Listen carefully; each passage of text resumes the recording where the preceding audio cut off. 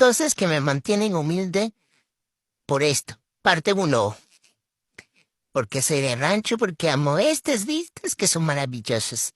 Además, puedo juntar ranchis porque tengo árboles en casa.